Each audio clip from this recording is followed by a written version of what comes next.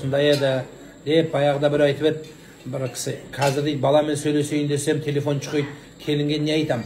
Сонда мен далаға шықсам, далада Васька деген ит бар еді, сол иттің қасына барсам ит тыңдайды қайта мені дейді. Итпен сөйлескен жақсы екен дейді.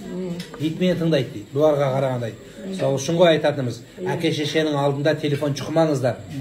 Балаларға айтыңыздар, ата-ананың алдында телефон кім болсаң о бол, қандай бастық болсаң ондай бастық бол. Ата-ананың алдында күнде отырмайсың.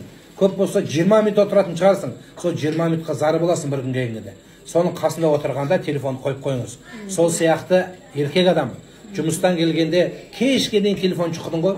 Енді кешке келгенде телефоныңды алып былай қойып қой. Шұқыма. Хотя бы чай ішкенде шұқыма. Қатты шұқитын болсаң, қазір біз бәріміздің телефон шұқитын жері туалет. Туалетке барда шұқи бер. Рас қой енді. Басқа уақытта керек емес.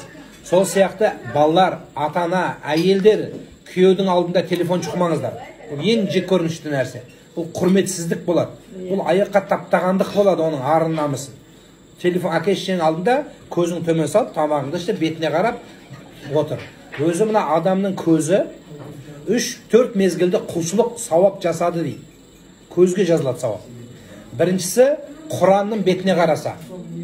Екіншісі әке шешесінің бетіне қараса. Үшіншісі Қаратас Қағбаға қараса. Төртіншісі Зәмзәм суға қараса дейді. Осы 4 жерде көзге сауап жазылады екен. Соның біреуі ата-ананың жүзіне қараңыздар. Бетіне қарап тұрыңыздар. Бір күн келеді, сол бетті көремейсің сен. Әйелдер күйеуінің бетіне қарап жүріңіздер. Күйеулер әйелдеріңіздің бетіне қарап жүріңіздер. Бір-бірлеріңіздің бетіне қарасаңыздар, бір күнге зар боласың сол жүзге. Көрің, жаңа сіз айттыңыз ғой, соны жаңағы әйелді алып бару керек деген, сол бекер айтылған сөз емес ол. Біз көбінесе өлген, барлық нәрсенің қадірін өлгенде білеміз. Өліп қалатын. А біз ойлаймыз, бұл өмір өлмейді, бұл мәңгі тұра береді деп ойлаймыз, мәңгі тұрмайды.